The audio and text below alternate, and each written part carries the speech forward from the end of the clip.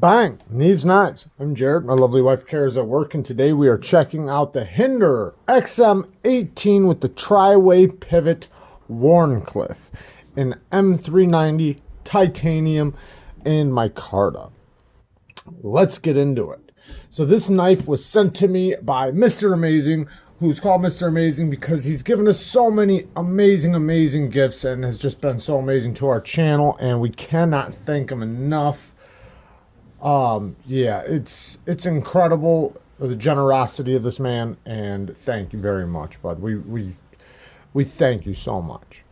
So let's get into this Hinderer knife. Hinderer is made in the USA with all USA parts, and yeah, I do like Hinderers a lot, and I do like this knife a lot.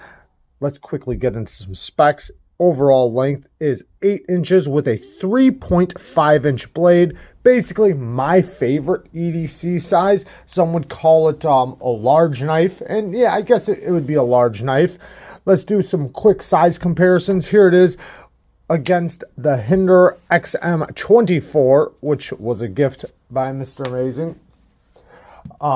Then let's check out the Spyderco Shaman. They are basically the exact same length. And if you know the Spyderco Shaman, you might know the Benchmade Griptilian Large, which is the same length. So these guys are all basically about the same size.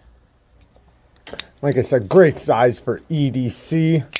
And then let's look at, very quickly, something that a lot of people know that's a little bit smaller. Here's the Spyderco Manix, which actually, you know what, it's the exact same size too. I'm sorry, I didn't mean to say smaller, but it's basically the exact same size as the Spyderco Manix. But the Benchmade Bug Out is a little bit smaller. Also a great EDC size. All right, let's get into this awesome knife. So it does have a Wharncliffe blade shape, which is great for EDC and, like, you know, for utility cuts and stuff like that, because you get all the pressure and all the weight distributed to the tip for draw cuts. You can really get utility cuts done very easily. I did use this a little bit, and yeah, the tip, it just works so good on this knife. So if you do lots of draw cuts and lots of utility cuts, this knife's going to work great for you. Now, the blade stock thickness is pretty thick. Behind the edge, I measured it right around 20 thousandths. So you do get a pretty acute tip on this thing, you know, for great penetration. Now, slicing with it, you know, it's okay. You know, that it's not gonna be your you know, your amazing slicer or cutter, but it does work. Now, the geometry, of course, I think it could be better, but it does work, and it works pretty good. So, but you do want to be careful with the tip, not to drop it on ceramic tile or anything like that, because even though, you know, it's a very strong blade, that tip can be, you know, can be chipped off.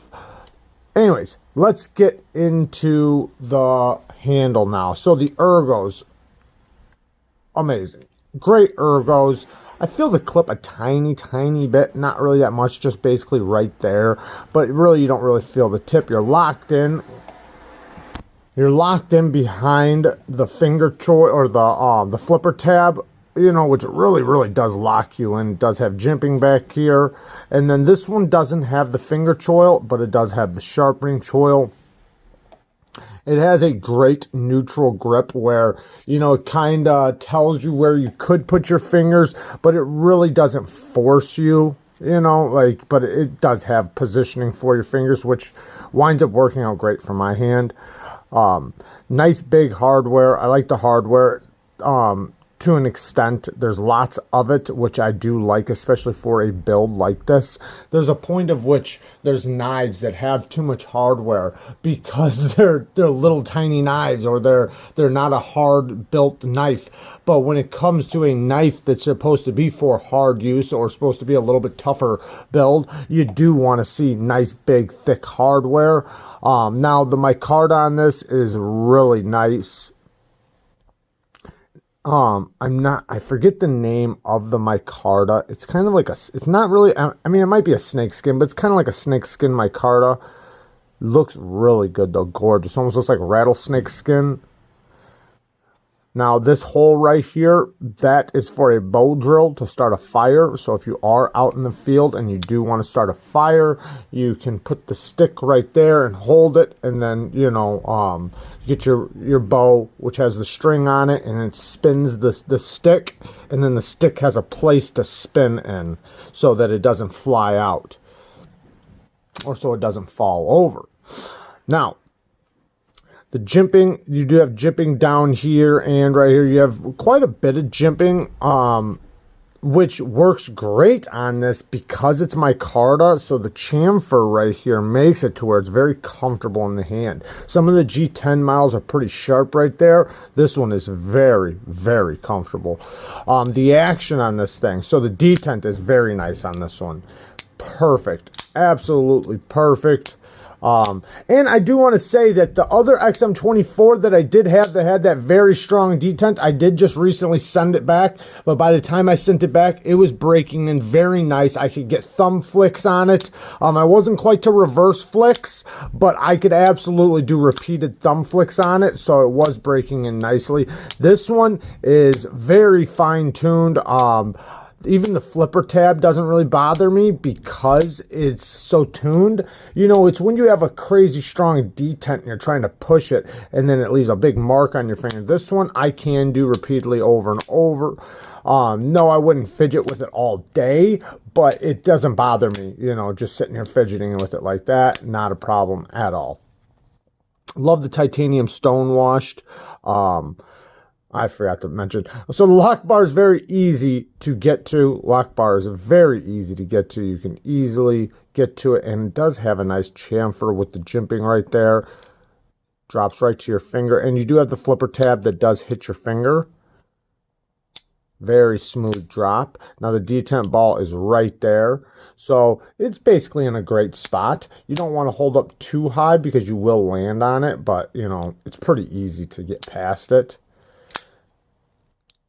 But yeah, very smooth drop. This one's on bearings, and the tri-way pivot means you can have it on phosphor bronze, Teflon, or bearings. They send you all three. So I like that they're comfortable with you taking it apart and changing things around. That's amazing to me. That's always a great, great thing. The clip works good. In and out of the pocket. It's not very deep, but it does carry great. I like the Hinderer clips.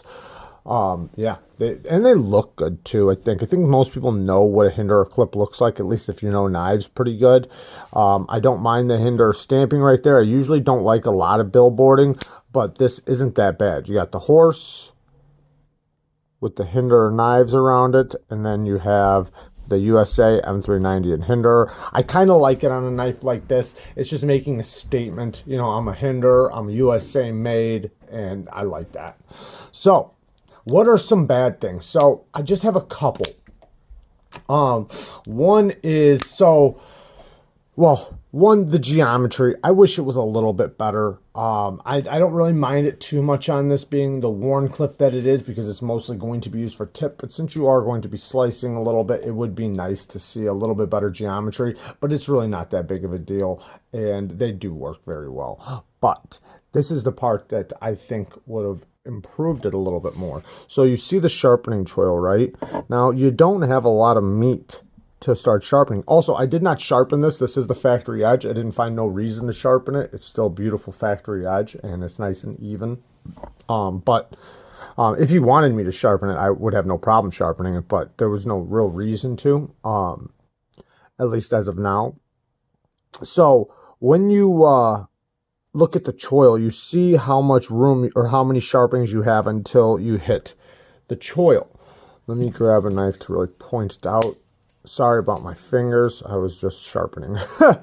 Anyways, so you see when you start sharpening, the steel is going to go up and up and up, and it's going to hit there. It doesn't have too many sharpenings, and if you chip the tip, you're really going to have to take that off. And I did that on one other one, just like this. I didn't chip it. Somebody else did, and I sharpened it for them, and that was the big problem. In order for it to cut really good after taking off so much steel, I would need to lay the edge back. In order to lay the edge back, I would have had to have basically broken into this zone right here. So in order for me to leave it nice and straight right here and not start hitting a certain area, I couldn't lay the edge back really. So, you know, and then in return, it wasn't going to be the best cutter, but it was still good. Anyways, but they had all the room in the world to add more steel there. Let me show you. So if you look right here, look at the distance. Now, the other pins right here, I'm not really speaking about them because this is the furthest one down, and this is a Wharncliffe. So this is the one that you have the distance between that you could actually have made more steel. And look at how much room you have in between there. You have all that room from the tip to this pin to put steel. Now, I know this thing right here would have had to have been just at a slightly different angle, but it totally could have been done. And I just feel like there's so much room in between these pins and the blade, you know, like, and even if they would have did that, there's no way I would still be able to touch the blade. You can see how far away it is. It's very far away. So I feel like they totally could have improved this by adding just a little bit more steel. Yeah, the blade would have been about that tall instead of as tall as it is, but it would cut better, for one. Two, you would get more sharpenings out of it, and it would make it last longer. So that is a complaint. Other than that, you know, obviously a lot of people complain about this flipper tab being a little pokey. This one's not too bad because the detent is tuned. I feel like that's a big deal when it's a very strong detent. And then also a lot of people do complain about right here, you know, it being jimped up and you rubbing your finger down it. It hasn't been really an issue on this knife for me because, like I said, the detent is so nice that I don't really land that, you know, aggressively on it. So it hasn't been bad at all.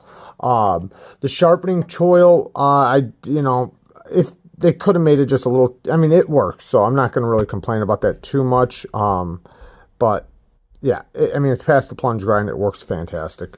But I mean, like I said, I just had that issue with that other one, so I constantly go back and think about that when I look at these, you know, that what if you chipped your tip? But as of right now, and putting a sharpening on it right now, it would be absolutely fine. So it's kind of a future complaint. I don't know. Anyways, also there are different types of hardware. That's another thing. You know, it's not that big of a deal. But you got a flathead here. You got Torx here. Or is that Allen? Allen here. So you got flathead, Allen, and then you got Phillips, and then I think this one's a Torx. Or no, it's another Allen.